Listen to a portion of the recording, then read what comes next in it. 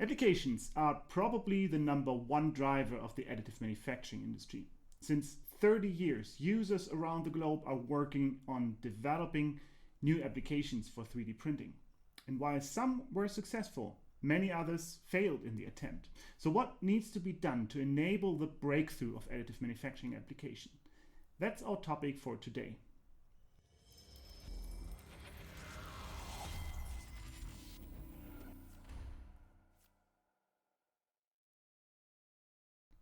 Hello and welcome at AMPOWER. If you're wearing a hearing aid or an expensive eyewear, or let's say you went through a hip surgery, for example, it's very likely that you were already in direct contact with products that were produced by additive manufacturing. However, this industry is continuously growing and also leaves some engineers empty-handed when their new designs, for example, just intended for 3D printing but didn't really make the positive business case. Today, I want to dig into this question of what can be done to further push new applications in additive. And it's a big pleasure to welcome François Minec, who is the managing director of Forward AM of BASF 3D printing. Hello, François. It's great to have you here today. Yeah, so thanks for inviting, and I'm really happy to discuss on how to develop new applications using 3D printing with you. As you know, at BASF, we develop products for all 3D printing technologies, but we do understand from day one, that we need to support customers to embrace additive manufacturing. And that's why we are not only selling materials, but offering design support, printing prototypes, and pre-series and series at Sculpteo. So we have a program to support startups using 3D printing. So I'm really excited to talk to you about developing applications in 3D printing. François, what is your most prominent application? What's your absolute favorite? If you look back into the past years where you have been involved with additive, what do you think is the #1 application today? Well, it's difficult to choose one #1 application also because many applications are under NDA. But the question actually reflects why I like working in this industry, is that we do not know today what is the application of tomorrow. So, maybe I don't give you the biggest application or the most prominent application, but the one on which which is most unexpected, and it's automotive seating. So today we have an application which is going live with lattices of TPU for automotive seatings, and these lattices, they bring this breathability that if you sit in a warm car, you don't like to have this sweating, and with the lattices behind that, you have a breathability. You could actually customize the harness, adapt the softness, and that's really interesting, because if you ask me or many experts in the 3D printing industry 3 years ago, this was not on the radar for any additive manufacturing consultancy or market study. And that makes an industry, a very nice industry to be in. Okay.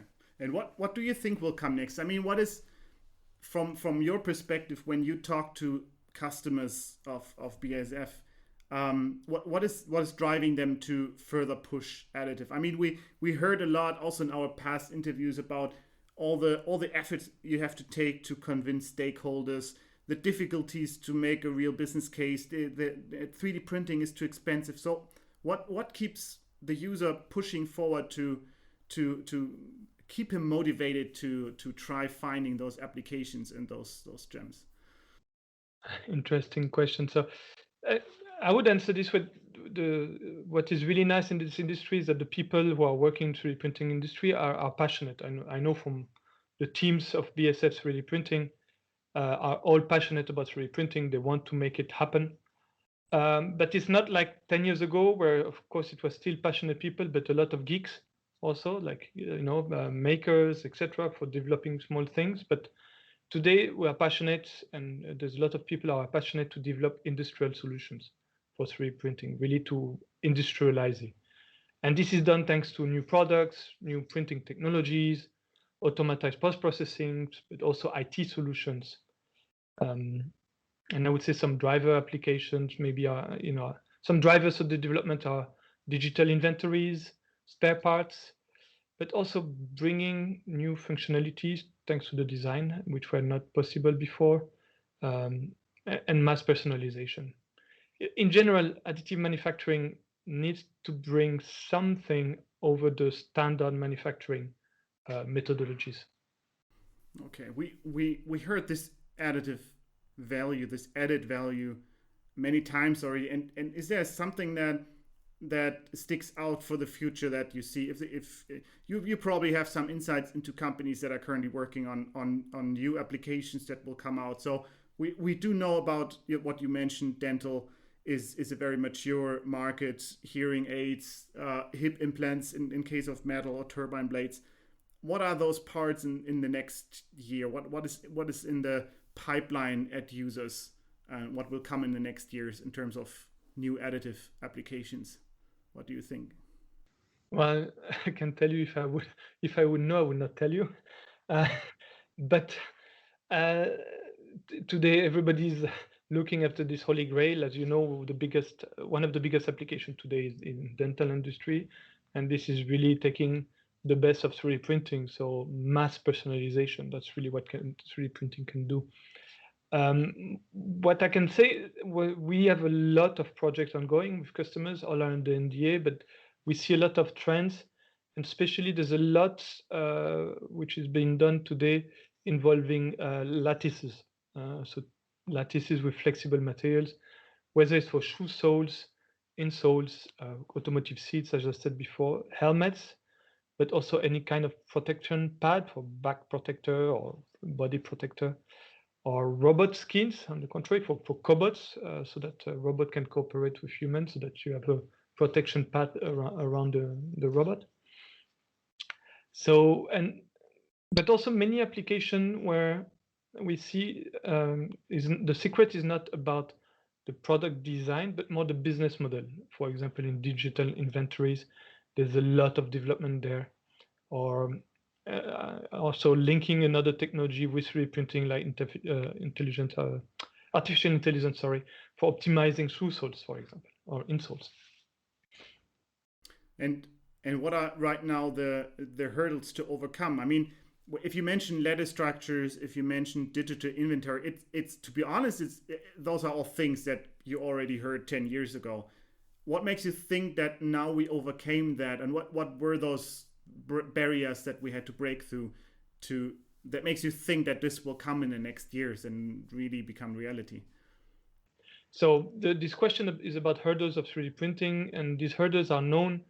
There's a lot of studies showing this. One of it is the study done every year by Sculpteo. And most of these studies show the same, that the number one hurdle is the cost per part. And cost per part means cost of equipment, the 3D printing equipment itself, cost of materials, and the productivity of the machine also, because the machine can be expensive, but if the productivity is high, the cost per part is lower. However, in the last few years, a lot of progress have been done, and it's becoming less and less a hurdle. You can start seeing some applications with hundreds of thousands, even millions of parts in 3D printing. And really the important thing is, what do we choose 3D for? So what is the application we choose it for? And that's the number two hurdle, which is also shown in many of the studies, is the understanding of design for additive manufacturing and what 3D printing can do. And then the fact that if you print existing parts, but not redesign them, not rethinking the whole assembly, then it will fail inevitably. It will fail technically and economically. So really, we need more trained engineers on design for additive manufacturing. We need to support them. That's why we have our own teams to support our customers. But also awareness at management level, because if at the end of the day, management doesn't want to change the way things are organized and the parts are being done, then it will also not work. Okay.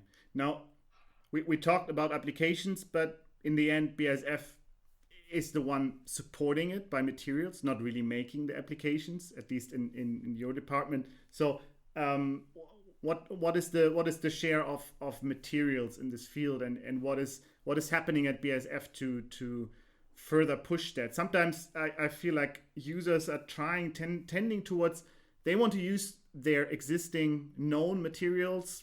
Many companies asked for PA6 in the past because that's something they're familiar with. Now it's coming up, but they're not using it. Is there something, some conflict between the old materials that we have and maybe the new materials that are specifically designed for 3D printing and can enable even more new structures and new applications? So we are, of course, focusing on developing materials with two main aspects. One is, of course, lowering the cost per part. So we are working hard on getting materials which are not only cheaper per se, but also allow to produce lower cost per part. For example, the PP we launched together with HP is a PP with higher reusability, meaning you don't throw away powder like you need to do with PA12. And therefore, not only the product is cheaper, but the part is cheaper because there's reusability. So we work on both the product cost, but the cost per part, meaning the cost of the product in the use. And then the other thing on which we're working is enabling more applications thanks to new properties. For example, having PA11 with carbon fiber for very strong materials, or PP filament with glass fiber, or in resins, we are launching now some resins with higher HDT, so UV resins for printing for automotive interior. So we are working really on both ways, reducing the cost per part, but enabling more applications. And I think this combination will help to industrialize additive manufacturing. Okay. And when you say enabling new applications, I mean, we have to deal with users on two different sides sometimes. There are large corporations, as you best know from BASF. There are small startups, probably also something that you are familiar with. And sometimes we are wondering who actually, for who is it easier to adapt to this technology? The flexible small startup with constant need for budget and for resources. On the other hand, the large corporation that has all the resources, but sometimes not the flexibility to actually try out things, to play around with the technology. What do you say? What is the bigger advantage? Should large corporations rather have small, flexible, free startups that are driving this innovation? Is that the better way forward? Yeah, so there's no magic recipe, of course. There are some large corporates who do understand the value and the concept of additive manufacturing and actually are adopting it in the right way, changing the way of design. But it takes time. Some of these companies have been doing the same for 20, 50 years, 100 years, designing, so maybe not 100, but for injection molding for the last 50 years. And then to change this, it takes a lot of time. And it is true, we're seeing a lot of startups who are actually embracing additive manufacturing from the start, and they are adapting it in their process. However, in this case, the funding, is an issue to scale and to get really volumes. Which is the excellent bridge to the next question. You're planning something to push startups, to support startups in developing applications. Can you tell us a little bit more about what you're planning there for 2021? Well, it's exactly to answer the point that I just raised, because we saw that startups can be faster to adopt additive manufacturing, and that however they need the funding, and funding also the visibility to be funded.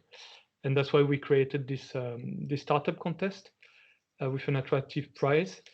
And we're actually excited because we attracted many companies, sponsors who think the same, like for example, HP, Ultimaker, Autodesk, many more.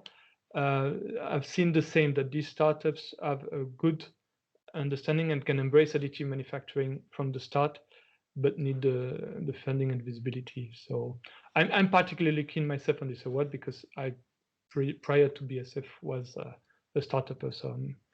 And I'm today an advisor, so I'm eager to support. All right, that sounds like a big adventure. can you tell us a little bit about the framework, like what startups we're looking for and what we want to target there? So we already received more than 50 applications, which is very nice. And basically, you can apply on our website on forwardam.com. And any startup who has an application for additive manufacturing is actually using additive manufacturing to develop a product or to develop their concept are welcome to apply. And the money prize is significant, total money prize 185,000 euros. So welcome. All right. Well, let's hope that many startups will apply for it. I will post the link below the video so everyone can click and join the startup. François, it was really a pleasure to talk to you. I hope we're able to see each other personally again in the near future. And yeah, thanks for taking the time today. Yeah, thanks, Matthias. Thank you, and looking forward to exchange with you and many innovative startups. And also, thank you for supporting this contest. Well, that's all for today. Thanks for watching this special, and don't forget to subscribe to our YouTube channel, and don't forget to check the link I posted beneath this video that will bring you to the startup contest from BASF. Until next time.